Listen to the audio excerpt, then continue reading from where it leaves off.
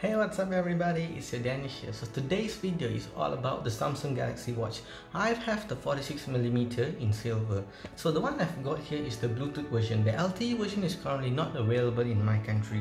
It's already 1 year since the watch have been released, and I just want to talk about some of my experience using this watch. So before start reviewing, please subscribe my channel and hit the bell icon so you won't miss any of my videos.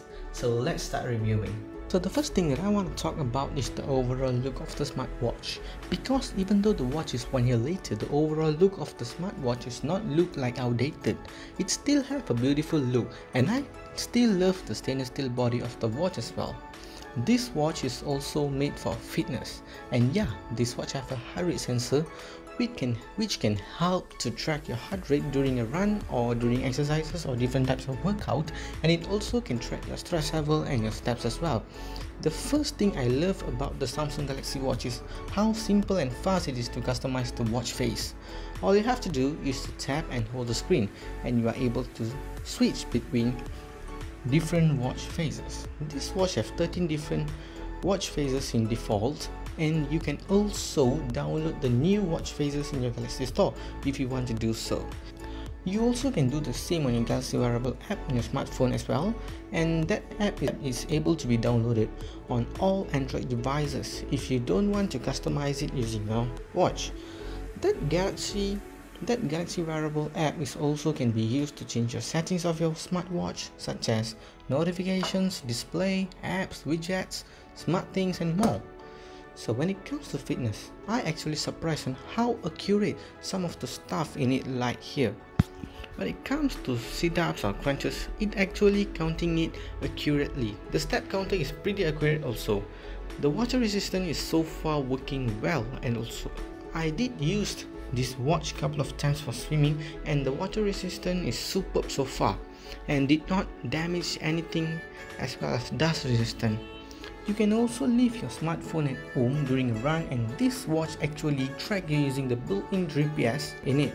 It also tracks your heart rate, calories, average speed, elevation, maximum speed and even more. I think this is a pretty cool feature that Samsung added on to this smartwatch, and everything is pretty good so far. All the sensors are working good, and I have no complaints about the watch even though it's already been 1 year later. The next thing that I really love about this watch is the new One UI update, which Samsung brought to these watches. Now, over the year, we did a couple of updates which really improved the performance and all the stuffs in the watches. And now it's really running better, and the One UI update is very smoother scrolling through the watch itself. Call quality is improved now, and it's way better now, and text messaging is the same. It's not easy to text messages through a smartwatch. If you have to do it, you can simply do it without pulling your phone out.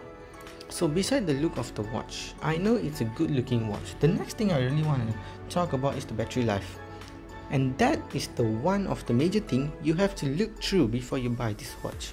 You want to buy the watch that can run a couple of days and not charging up a couple of times a day or every day. When I received the watch, I was able to use the watch for around 5 to 6 days, and now it's been a year, so you can pretty much expect that the battery of the watch could just die down a little bit and won't last you as long as it did when it was brand new. The battery life that I'm getting now is probably around 4 to 5 days approximately. Some watches could give around 2 to 3 days of usage, and it all depends on the usage and the user on what they are actually using it for. If you're using the LTE version, it could drain your battery a bit faster compared to the Bluetooth version. If you are a person who loves fitness and don't like to carry a phone around, the LTE version might be the one you are looking for, because you can pretty much take care of your phone call, messaging from your smartwatch. But you might have to charge your watch often compared to the Bluetooth version. But unfortunately, the LTE version is currently not available in Malaysia, and maybe your country might have this LTE version. Me personally love the watch a lot. I guess we have came to the end of the video, and also know me what you think about the Samsung Galaxy Watch. If you have if you do have one in the comment section below. Thank you for watching this video. Please don't forget to hit the subscribe button and press the bell icon so you won't miss any of my future videos. I probably would release another video in a few days about the Civic Consciousness Part 2. So this is Dhanissh signing off. Thank you. Bye bye.